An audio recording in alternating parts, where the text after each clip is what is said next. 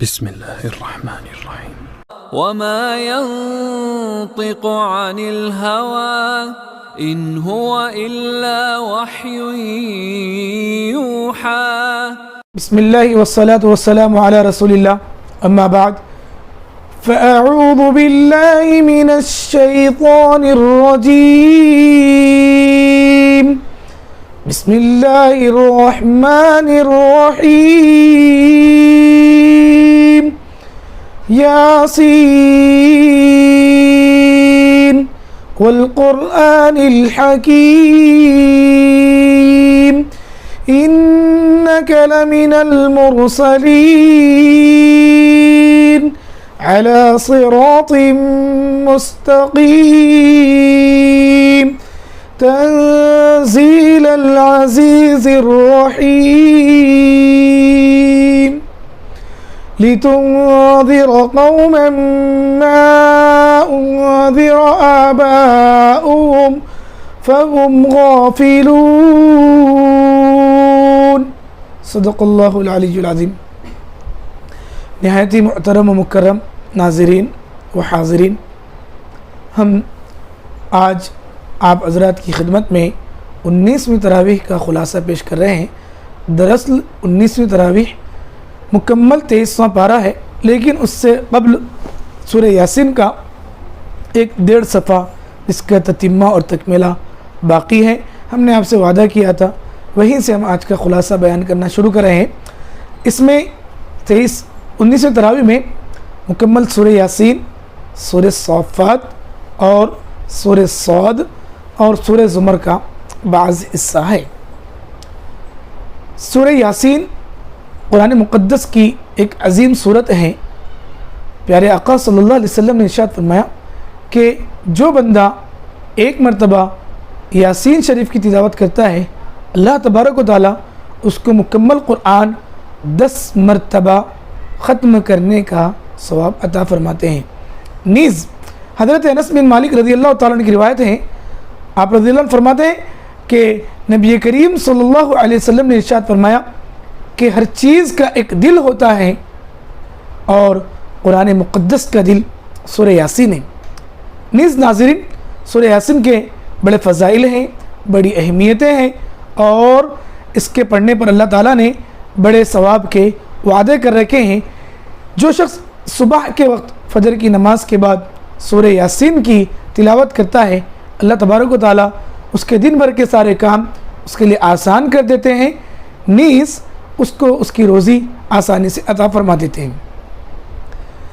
علاوہ ازیں اس صورت میں اللہ تعالیٰ نے کئی واقعات اور اپنی قدرت کی نشانیوں میں زمین، آسمان، چاند سورج کا پیدا کرنا کہ اللہ نے ان چیزوں کو پیدا کیا ہے، پھر سورج کا اپنے وقت پر آنا اور اپنے وقت پر غروب ہونا، چاند کا اپنے وقت پر آنا اور وقت پر ڈوب جانا، اور اسی طریقے سے اللہ تبارک و تعالیٰ جو ہے مردوں کو قیامت کے بعد میدان محشر کے لیے روز قیامت زندہ کر کے کھڑا کریں گے۔ اس طریقے کی بہت ساری باتیں اور بہت سارے واقعات اس میں اللہ تعالیٰ نے بیان فرمائے ہیں۔ ناظرین، سورہ یاسین کا آغاز ایک بہترین آغاز ہے۔ اللہ تبارک و تعالیٰ یاسین، لفظ یاسین کے معنی تو اللہ ہی جانتے ہیں، اس کے معنی اور مراد فرماتے ہیں والقرآن الحکیم، حکمت برے قرآن کی قسم ہے۔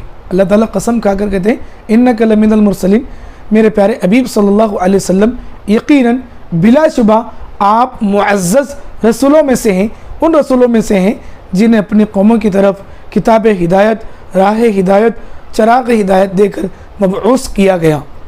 آپ کے رسول برحق ہونے میں کوئی شک و شبہ نہیں۔ بعض جہلا، حمقاء اور بیوقوف اور نادان لوگ رسول رحمت صلی اللہ علیہ وسلم کی رسالت، نبوت کا انکار کر بیٹھے تھے۔ بعض نعوذ باللہ آپ صلی اللہ علیہ وسلم کو ساحر کہتے تھے، بعض آپ کو کاہن کہتے تھے، بعض آپ کو شاعر کہتے تھے۔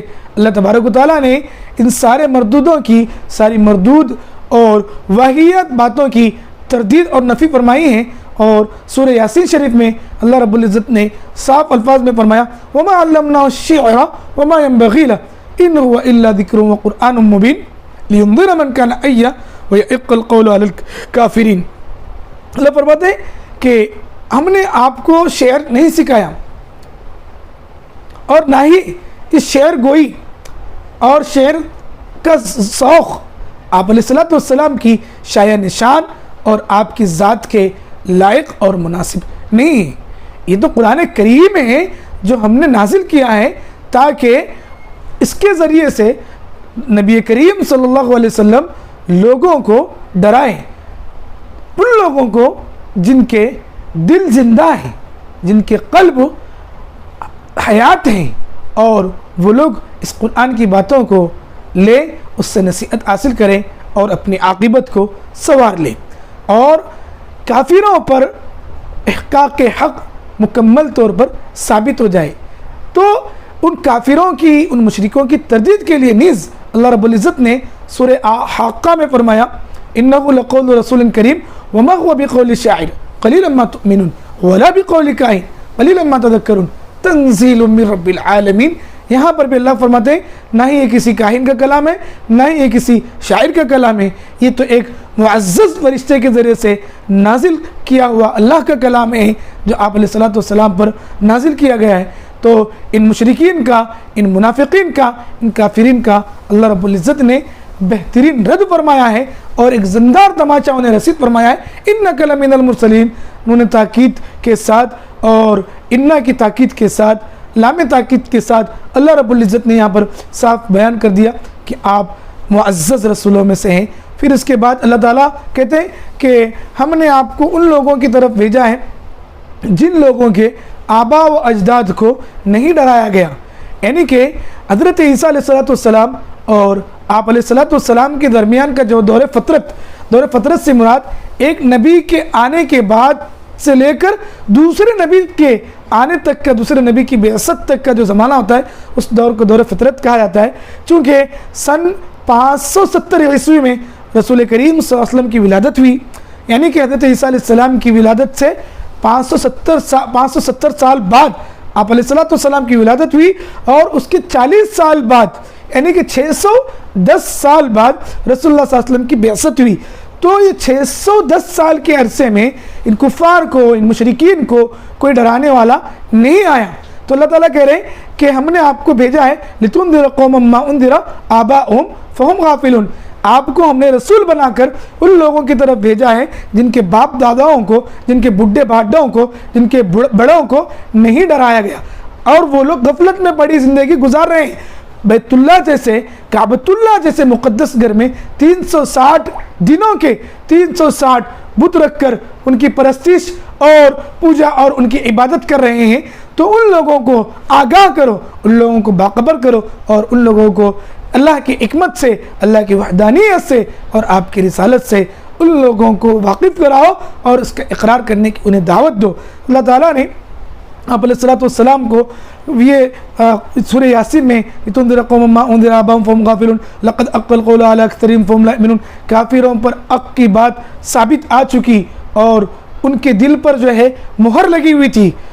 پہلے پارے میں بھی ان الذين كفروا سواء عليهم انذرتهم ام لم تنذرهم لا يؤمنون ختم الله على قلوبهم وعلى سمعهم وعلى ابصارهم غشاوة ولهم عذاب عظيم۔ یہاں پر بھی اللہ فرما رہے ہیں وسواء عليهم انذرتهم ام لم تنذرهم لا يؤمنون انما تنذر من اتبع الذكر وخشي الرحمن بالغيب فبشره بمغفرة واجر كريم۔ اللہ رب العزت یہاں پر فرما رہے ہیں کہ ان کافروں کو، ان مشرکوں کو آپ ڈراؤ یا نہ ڈراؤ، آپ انہیں کتنی نصیحتیں کرو، آپ انہیں کتنے حق کی باتیں بتلا لو، آپ ان کے سامنے جو کچھ کرنا ہے کر لو، ان کے اوپر اثر نہیں ہوگا، کیونکہ ان کے دلوں پر مہر لگ چکی ہے، ان کے دل حق کو سننے سے بہرے ہو چکے ہیں، ان کے کان حق کو سننے سے بہرے ہو چکے ہیں، ان کی آنکھیں حق کو دیکھنے سے اندھی ہو چکی ہیں، لہٰذا یہ لوگ راہ راست پر آنے والے نہیں ہیں، ان کے لیے اللہ نے بڑا دردناک عذاب تیار کر رکھا ہے۔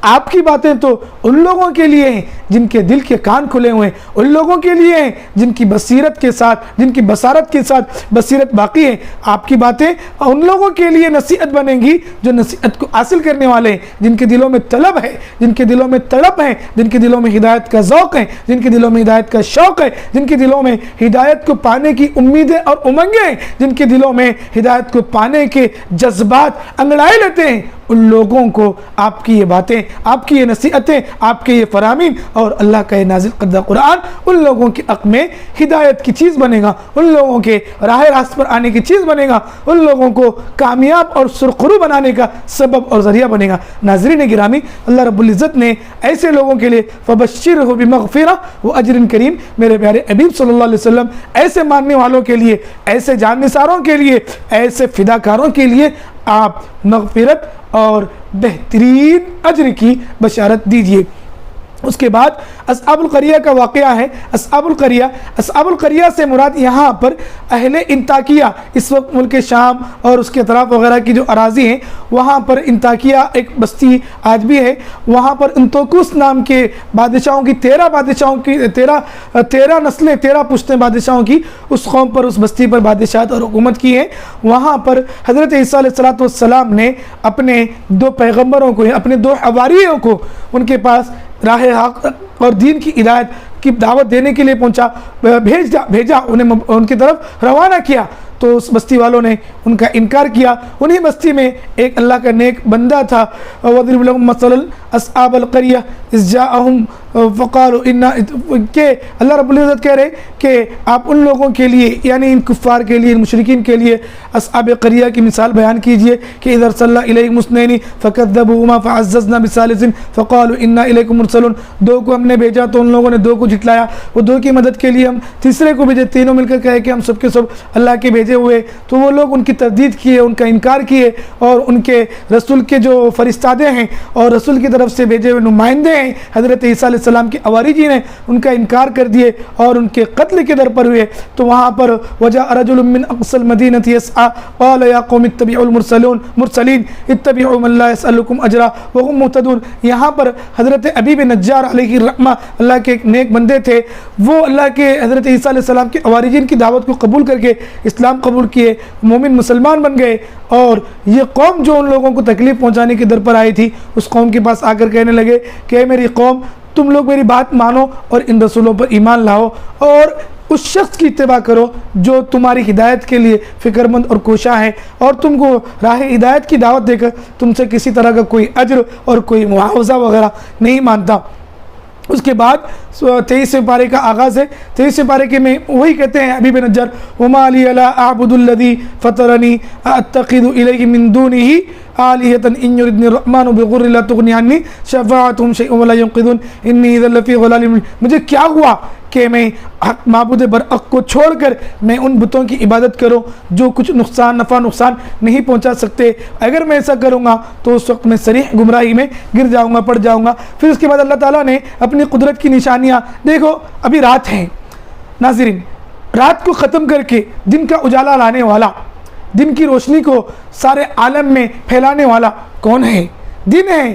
دن کی روشنی کو ختم کر کے رات کی تاریکیوں اور ظلمت کو لانے والا کون ہے؟ اللہ تعالیٰ نے سورہ عنکبوت میں 20ویں پارے میں ارشاد فرمایا ہے, قُلْ أَرَأَيْتُمْ إِنْ جَعَلَ اللَّهُ عَلَيْكُمُ اللَّيْلَ سَرْمَدًا إِلَى يَوْمِ الْقِيَامَةِ مَنْ إِلَٰهٌ غَيْرُ اللَّهِ يَأْتِيكُمْ بِلَيْلٍ قُلْ أَرَأَيْتُمْ إِنْ جَعَلَ اللَّهُ عَلَيْكُمُ النَّهَارَ سَرْمَدًا إِلَى يَوْمِ الْقِيَامَةِ مَنْ إِلَٰهٌ غَيْرُ اللَّهِ يَأْتِيكُمْ بِلَيْلٍ تَسْكُنُونَ فِيهِ, کہ تم بتاؤ تو صحیح, اگر اللہ تبارک و تعالیٰ اس دن کو روز جزا تک, قیامت کے دن تک دن ہی باقی رکھے, تو کون ہے جو یہ دن ختم کر کے تمہارے کو راحت پہنچانے والی رات لا کر دے, جس میں تم لوگ سوتے ہو, آرام کرتے ہو, اپنے آپ کی تھکاوٹیں اور پریشانیاں دور کرتے ہو. سو کر انسان اپنے غموں کو بھول جاتا ہے, سو کر انسان اپنے آپ کو ایک راحت کی حالت میں محسوس کرتا ہے. سونے کے بعد انسان اپنے سارے رنج و آلام کو, تکالیف کو, مصائب کو, پریشانیوں, نیند ایک اللہ کی ایسی نعمت ہے, رات اللہ کی ایک ایسی نعمت ہے کہ اس میں اس کے پردے میں آ کر انسان اپنے ساری تھکاوٹوں کو, ساری مصیبتوں کو, سارے پریشانیوں کو بھول جاتا ہے. اللہ نے اتنی عظیم جو یہ نعمت دی ہے, اگر اللہ تعالیٰ اس نعمت کو ختم کر دے, قیامت تک کے دن کو دن ہی باقی رکھے اور رات تمہارے پاس نہ رہے, تو کون ہے جو تمہیں رات کی جھلک اور رات کا وقت اور رات کا سہانا موسم تمہیں راحت حاصل کرنے کے لیے, سکون حاصل کرنے کے لیے لا کے دے؟ کوئی بھی نہیں لا کر دے سکتا. اللہ تعالیٰ کہہ رہے ہیں کہ ایسا نہیں ہو سکتا, یہ میری قدرت ہے. پھر اللہ فرماتا ہے قل ارأیتم ان جعل اللہ علیکم النہار سرمدا الی یوم القیامۃ من الہ قل ارأیتم ان جعل اللہ علیکم اللیل سرمدا الی یوم القیامۃ من الہ غیر اللہ یأتیکم بضیاء افلا تسمعون. اے لوگوں, اگر اللہ تبارک و تعالیٰ یہ رات ہی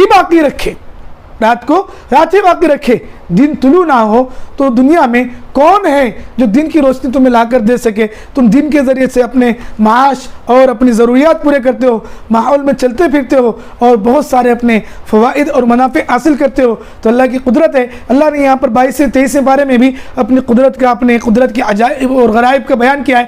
اس کے بعد اللہ کہہ رہے ہیں کہ والشمس تجری لمستقر لہا, سورج اپنے مستقر کی طرف چل رہا ہے.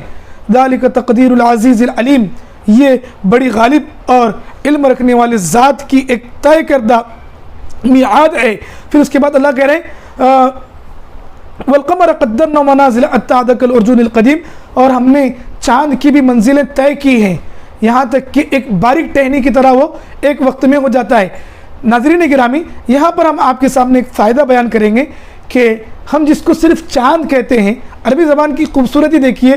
چاند کے لیے عربی زبان میں 3 الفاظ استعمال ہوتے ہیں, ایک ہے ہلال, ایک ہے قمر اور ایک ہے بدر.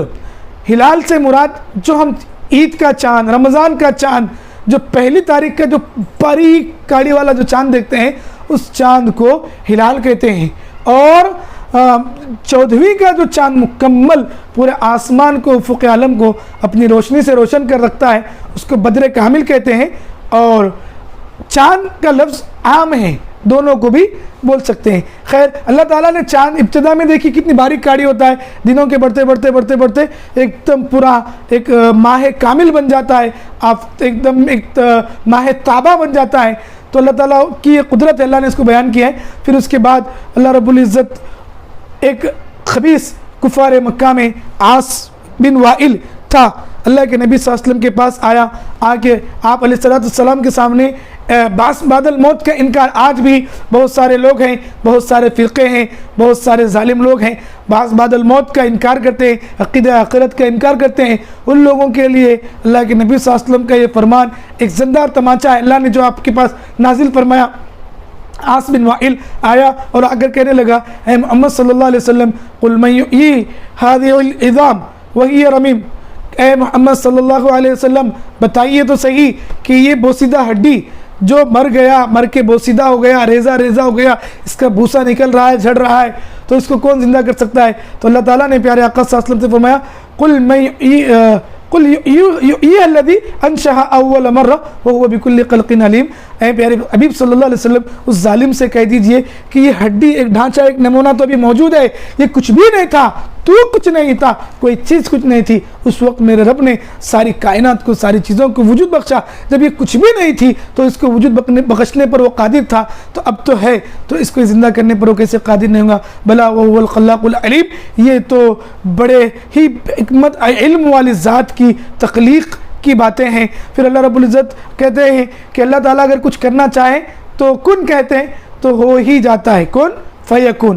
تو اللہ ہی کی ذات بڑی پاک ہے, عزت والی ہے, اس کے کہنے سے, اس کے لفظ کن سے ساری چیزیں وجود میں آ جاتی ہیں. اس کے بعد سورہ صافات ہے. سورہ صافات میں اللہ رب العزت نے ابتدا میں صف جو فرشتوں کی جماعتیں آتی جاتی ہیں اللہ کے دربار میں صف بنا کر کھڑی ہوں گی, روز قیامت صف بنا کر کھڑی ہوں گی, وہ فرشتوں کی اللہ نے قسم کھائی ہے.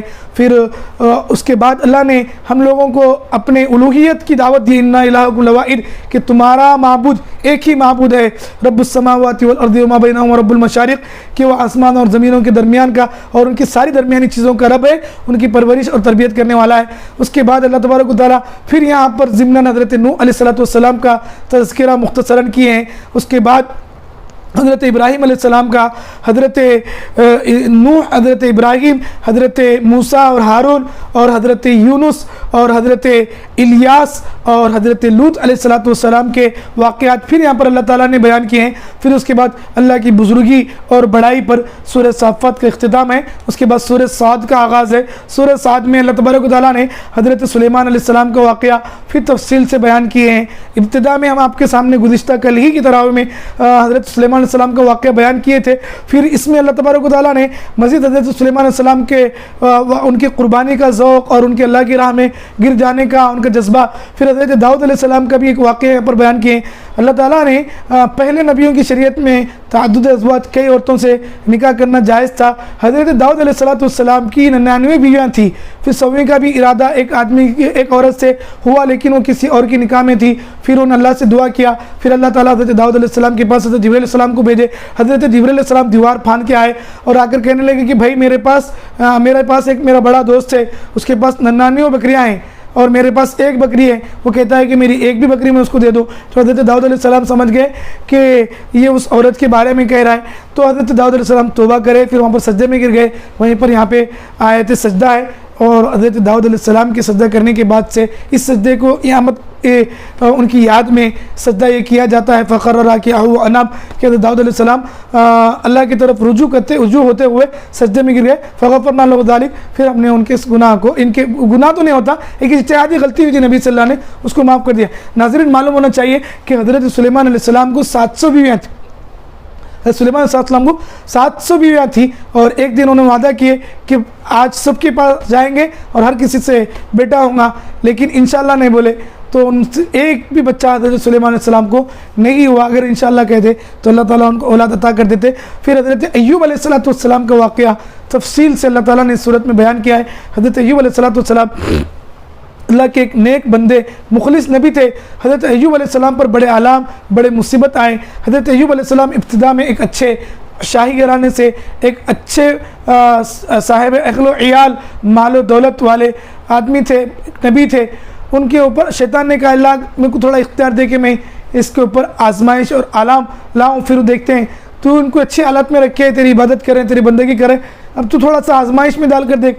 تو روایتوں میں آتا ہے کہ حضرت ایوب علیہ السلام کے پورے بدن میں کیڑے پڑ گئے، اور آپ کے بدن سے کیڑے نیچے گرتے تو کیڑوں کو بدن پر اٹھا کر ڈالتے تھے، کہتے تھے کہ اللہ نے میرے جسم کو تیری غذا بنایا تو تو کھا لے۔ پھر ساری بستی نے آپ کا بائیکاٹ کر دیا، بستی سے باہر پھینک دیا گیا۔ اور حضرت بی بی رحمت جو حضرت ایوب کی بیوی تھی، ایسی حالت میں بھی ان کی خدمت کی، پھر وہاں پر جاتی تھی، کھلاتی تھی، پلاتی تھی۔ پھر شیطان ان کے پاس آیا، پھر آ کر کہنے لگا کہ شراب پلاؤ، ان کا علاج ہوگا۔ تو انہوں نے آ کر بولی، تو اللہ حضرت ایوب علیہ السلام بولے اللہ کی قسم اگر میں اچھی حالت میں ہوتا تو تیرے کو 100 کوڑے مارتا۔ پھر اس کے بعد میں اللہ تعالیٰ نے اپنے فضل و کرم سے ان کی آزمائش پوری ہونے کے بعد حضرت ایوب علیہ السلام کو شفا دیے، اور شفا دینے کے بعد حضرت ایوب علیہ السلام کو علاقۃ اللہ یہ بتائے کہ اتنی خدمت گزار بیوی کو کیسے سزا دینا۔ حضرت ایوب علیہ السلام کو بھی گوارا نہیں ہو رہا تھا، اور وہ آپ مناسب نہیں سمجھ رہے تھے، تو اللہ تعالیٰ نے آپ علیہ السلام کو الہ بتایا کہ ایک لکڑی میں 100 چھوٹے چھوٹے گڑلیاں مان کر اسی لکڑی سے ایک مار دو تو 100 کوڑے مار دیے جیسا ہوتا ہے۔ اس طریقے سے حضرت ایوب کی بیوی کو سزا حضرت ایوب نے دی۔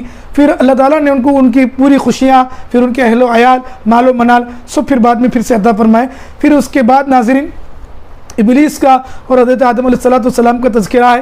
پھر اس کے بعد سورہ صاد کا اختتام ہے، پھر سورہ زمر کا آغاز ہے۔